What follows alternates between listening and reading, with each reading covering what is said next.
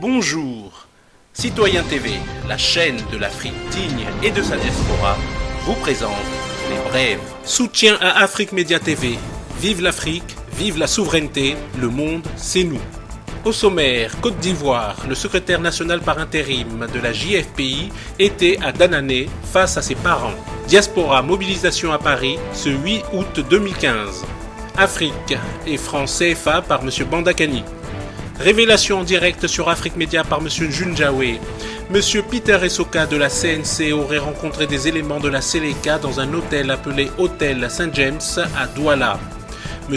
Essoka convoite le poste de Premier ministre d'un éventuel gouvernement de transition après avoir renversé le président Paul Biya. Bolloré serait aux manœuvres, il vient d'acheter de nombreux médias et peaufine sa stratégie. C'est la raison pour laquelle il faut peu remuseler tout média qui peut leur mettre des bâtons dans les roues, d'où ces attaques sur Afrique Média TV. Côte d'Ivoire, Flash Info. Suite à la déclaration du FPI sur l'inéligibilité d'Alassane Dramane Ouattara, les parlements et Agora de Côte d'Ivoire apportent leur soutien au FPI. La Constitution ivoirienne, en son article 35, stipule que pour être candidat au poste de président de la République de Côte d'Ivoire, il faut être ivoirien de père et de mère, eux-mêmes ivoiriens d'origine. La conjonction de coordination et est une précision de taille. Il faut aussi ne s'être jamais prévalu d'une autre nationalité. Aux élections présidentielles de 2000, la Cour suprême a invalidé la candidature d'Alassane Dramane Ouattara au regard de l'article 35 susmentionné. Ouattara est ivoirien de père ou de mère, c'est-à-dire ivoirien par sa mère, Nabintou Cissé, et voltaïque par son père, Dramane. Il fut fonctionnaire international au FMI avec la nationalité voltaïque. Fort de l'analyse qui précède, Alassane Dramane Ouattara n'est pas ivoirien de père et de mère, comme le prévoit la Constitution, et il s'est aussi prévalu d'une autre nationalité. Par conséquent, sa candidature se trouve être aux antipodes de la Constitution ivoirienne. En 2010, selon les accords de Pretoria, le président Laurent Gbagbo, homme d'État au nom de la paix, n'a point modifié la Constitution, mais usé de l'article 48 pour faire de tous les prétendants à la magistrature suprême des candidats exceptionnels. C'est ce qui a fait donc de Dramane Ouattara un candidat exceptionnel. Notons que le COJEP prendra une part active aux actions démocratiques pour faire respecter la loi suprême, la Constitution ivoirienne. Serein, la lutte continue. Tout de suite, Côte d'Ivoire, JFPI, le secrétaire national par intérim, Diéti Abraham, devant ses parents. Je suis cet enfant, pour la mission qui nous a été assignée au plan national. Pour que cette mission réussisse, nous avons besoin du soutien de tous mes parents. Oui, parce que c'est votre manière de me prendre qui fera que les gens me prendront au sérieux au plan national. Si vous me lâchez, on ne me prendra pas au sérieux. Si vous me soutenez, on me prendra au sérieux. C'est pourquoi je ne suis pas trop fier de cette mobilisation. Il faut que je le dise. Mais je pense que cette mobilisation est une mobilisation de qualité. Il faut le relever. Devant mon doyen Yaké Denis, le doyen Brimi, le doyen Omepieux, vraiment il n'y a pas cité tous les doyens, le doyen Banoué, mon oncle, et puis voilà, vraiment les doyens sont là. Je vois le doyen Sengo qui est quelque part là. Je vois mon ami, on a fait seconde ensemble, hein, il est caché là. Mission Koa. Ok, on a fait la seconde ensemble et donc il est là. Oui, chers amis, et donc la politique, c'est comme si on faisait l'évangile. Là où il y a deux personnes, il faut parler de l'évangile. Là où il y a deux personnes, il faut parler également du Front populaire ivoirien. Et aujourd'hui, même si nous étions deux, parce que nous savons pourquoi nous sommes de deux, Il faut qu'on parle du Front populaire ivoirien. Il faut qu'on parle du pays. Tout de suite, Diaspora, mobilisation à Paris ce 8 août 2015. Ivoiriens, Ivoiriennes, Africains, Africaines, Alassane Dramane Ouattara vient de poser sa candidature à l'élection présidentielle. En posant sa candidature, Alassane Dramane Ouattara viole notre loi fondamentale. C'est pour cela que nous demandons aux Ivoiriens de rester debout et fermes contre cette imposture qui n'a que trop duré. Nous devons défendre bec et ongles notre loi fondamentale, notre constitution. Oui, chers amis, nous devons manifester, nous devons faire barrage contre cette imposture qui n'a que trop duré. C'est pour cela que nous vous donnons rendez-vous demain, samedi 8 août 2015, devant le Conseil d'État pour dire non à la candidature d'Alassane Ouattara, pour clamer haut et fort son inéligibilité au regard de la loi numéro 94-642 du 13 décembre 1994 de notre loi fondamentale.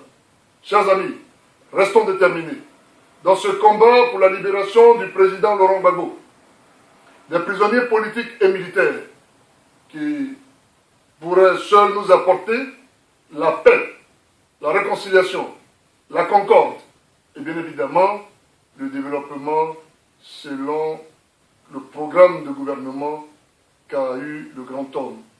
Chers amis, ne baissons pas les bras. N'abandonnons pas le président Laurent Gbagbo. N'oublions pas la Côte d'Ivoire et battons-nous pour la souveraineté de l'Afrique. Je vous remercie. Et pour finir, franc CFA par M. Bandakani. Quand il a dit ça, pour ne pas répéter le professeur Baseleki et le professeur Agbourou, je vais insister d'abord sur le principe même qui fonde la zone franc. Il y a le principe, là, ils appellent, bon, il y a la garantie illimitée, d'abord, le principe. Parlons de ça. Comment est-ce que, quand je dis, si je te dis que je vais garantir, par exemple, ton argent, cette garantie-là, en principe, je dois la prendre dans ma poche. Puisque pour garantir ton argent, cela suppose que j'ai confiance en toi, j'ai confiance en tes capacités. Donc je la prends dans ma poche. Pour garantir les engagements des pays membres de la zone franc, la France prend l'argent des pays membres de la zone franc. Donc c'est leur argent qu'elle prend pour garantir, soi-disant, leurs engagements internationaux. Puisque la garantie, c'est par rapport aux engagements internationaux. Donc déjà, au niveau du principe même de la garantie illimitée, c'est une fémania extraordinaire. C'est-à-dire qu'on ne peut pas garantir notre argent. Vous vous attribuez tous les avantages de cette garantie, alors que c'est notre richesse, c'est nos efforts. C'est-à-dire que c'est ça qui garantit notre argent. Donc, nous finançons nous-mêmes notre garantie. Il faut bien comprendre ça. Alors, pourquoi donc la France attribue ça, cette garantie? Deuxième chose, principe, la libre transférabilité des fonds. Ça veut dire que les entreprises, les multinationales françaises qui opèrent chez nous ici, la richesse dégagée par le travail des Camerounais est exportée en France minute by minute, seconde par seconde, jour le jour, de manière illimitée. Ça veut dire donc que la richesse même que le pays produit, c'est la France qui prend ça. C'est le stade suprême du banditisme. Vous avez la parité fixe, tout à l'heure il a parlé de ça.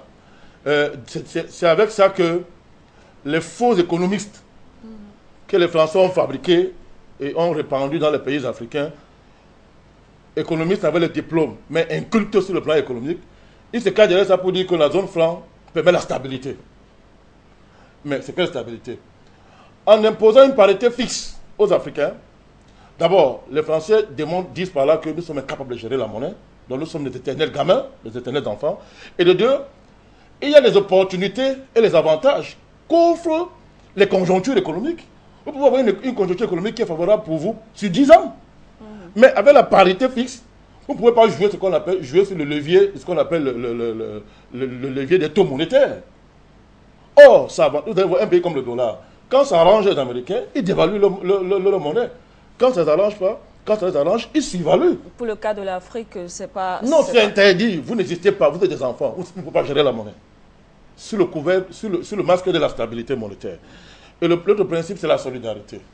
On met la solidarité. Pour dire que, en fait, on dit que l'argent du Cameroun, c'est l'argent de la Guinée. C'est l'argent, c'est-à-dire que l'argent de chaque pays de la zone franc appartient à tous les pays de la zone franc, vice-versa. Mais c'est très beau sur l'apparence. Quand vous voyez certains écrits de certains théoriciens français, ils disent que non, c'est le panafricanisme. Ce sont des histoires. C'est de la fémania. Parce que cet argent-là, ça aurait été bien si c'était géré par les Africains, mais c'est dans le compte de l'opération. Vous voyez un peu. Donc, au niveau de tous ces principes-là, on a fait à la plus grosse fémania qui ait pu exister dans l'histoire. Fémania. Mais ce n'est pas ça qui m'intéresse le plus, Manuela. C'est ce que je voulais. Mais il y a plus grave encore. Dans quel budget, de quel budget relèvent toutes les opérations de la zone franc? C'est de quel budget? Chaque pays africain a un budget personnel, un budget national. Mais la zone franc dans son ensemble, c'est quel budget? Ça existe où? Est-ce que c'est voté par le Parlement français? Est-ce qu'il y a une rubrique au Parlement français qu'on vote qui est dit zone franc? Est-ce que ça existe ça? Et si ça n'existe pas, ça veut dire quoi? Ça veut dire que quelle est l'assemblée qui vote le compte, c'est ce qu'on appelle zone franc? Puisqu'il y a des opérations chaque année, quel est le budget qui gère ça? Quel est ce compte qui peut exister simultanément dans plusieurs budgets? Quel est ce compte? Je parle du compte, puisque c'est un compte d'opération. Ça existe dans quel budget? Ça existe où? Le compte d'opération, ça existe dans quel budget? Et à partir de là, qui vote ça? Alors, si la zone franc tire sa légitimité juridique sur le plan historique, des accords monétaires qu'il lie la France à ses colonies, d'où vient la légitimité politique de cette légitimité juridique? Ça vient d'où? Ça vient d'où? Mais est-ce que les Africains eux-mêmes ne doivent pas déjà essayer d'apprendre, alors de comprendre les mécanismes de fonctionnement? Parce que plusieurs économistes, justement, avouent, et même certains gouvernants avouent, ne pas comprendre même exactement comment est-ce que cela se passe, comment se déroulent ces opérations. Ce que je suis en train de démontrer là, je suis en train de démontrer qu'on est là devant un crime juridique jamais vu. Quand le Cameroun veut voter son budget, c'est voter l'Assemblée nationale du Cameroun. Il y a une loi d'orientation financière, on appelle ça la loi des finances. Si les comptes des opérations sont logés en France, quelle est la loi des finances qui est votée chaque année en France pour justifier, au moins sur le plan juridique, les opérations qui sont faites dans ce compte-là? C'est ce que tu as demandé. Ils sont dit que on est là dans un... C'est le plus grand crime juridique de tous les temps. C'est ce que tu es en train de dire. Or, si c'est le cas, si Manuela, c'est très grave. Les conséquences sont terribles. Les conséquences sont terribles.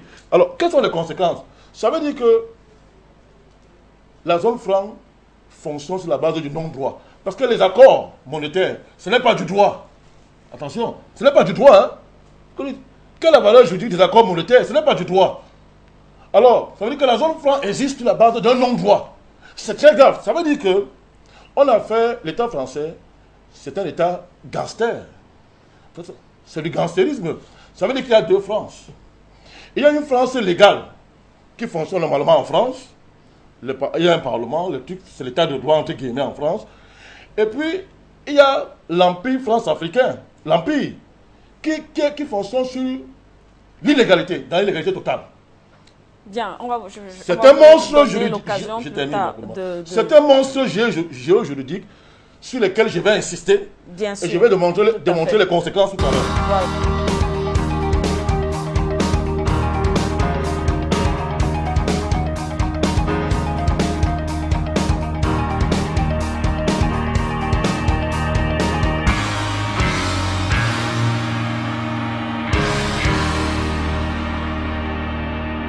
Citoyen TV, la chaîne de l'Afrique digne et de sa diaspora, vous a présenté Les Brèves.